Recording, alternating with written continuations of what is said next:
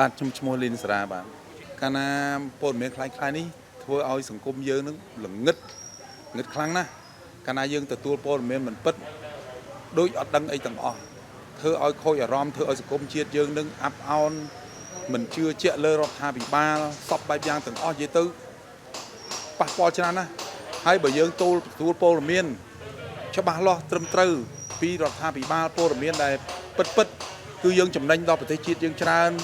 ការយល់ដឹងរបស់យើងក៏ច្រើននិយាយទៅច្រើនណាស់វិញញែកមិនអស់ទេអាព័ត៌មានពិតនេះគឺវាចំណេញច្រើនដល់សង្គមជាតិយើងហើយក៏យើងជឿជាក់លើរដ្ឋាភិបាលថ្នាក់ដឹកនាំយើងដល់ល្អនេះដែរបាទខ្ញុំក្នុងនាមជាប្រជាពលរដ្ឋនៅក្នុងខេត្តបាត់ដំបងនេះខ្ញុំតាមដានព័ត៌មានដូចជាព័ត៌មានខាងរដ្ឋាភិបាលយើងទូទៅកព័ត៌មានខាងក្រសួងការពារជាតិ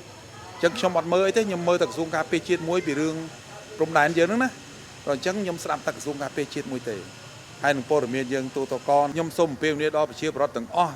មិនត្រឹមនៅខេត្តបាត់ដំបងទេនៅទូទាំងប្រទេសទាំងអស់កាលណាយើងមុននឹងចែកចាយព័ត៌មានយើងត្រូវមើលព័ត៌មានឲ្យបានច្បាស់លាស់កាលណាវាមិនច្បាស់លាស់វានាំឲ្យមានគ្រោះថ្នាក់ដល់សង្គមជាតិយើងក៏គ្រោះថ្នាក់ដល់យើងទាំងអស់គ្នាដូច្នេះខ្ញុំសូមផ្ដាំផ្ញើបងប្អូនទាំងអស់គ្នានឹងសូមគោរពឲ្យបានច្បាស់លាស់ពីរឿងព័ត៌មានសូមកាត់ចប់ទុកចិត្តលើរដ្ឋាភិបាលកុំផ្សព្វផ្សាយព័ត៌មានណាដែលមិនពិតនាំឲ្យប្រជាជនយើងនាំឲ្យជាតិយើងនាំឲ្យខ្មែរយើងមិនមានបែកបាក់សាមគ្គីគ្នាបាទ